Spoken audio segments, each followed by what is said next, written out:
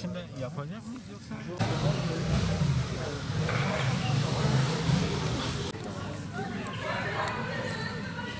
Yine kartı da kullanabiliriz.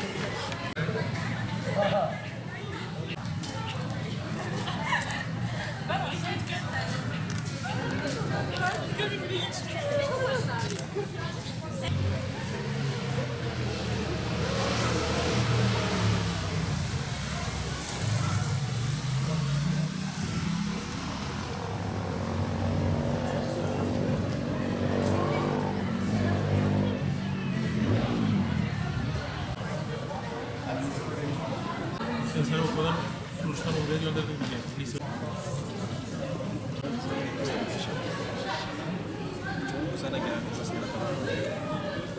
Erdemli Gençlik Kulübü olarak İsrail'in Gazze'de yaptığı soykırıma, oradaki yaptığı vahşete, oradaki katliamları insanlara duyurabilmek için bir fotoğraf sergisi açtık.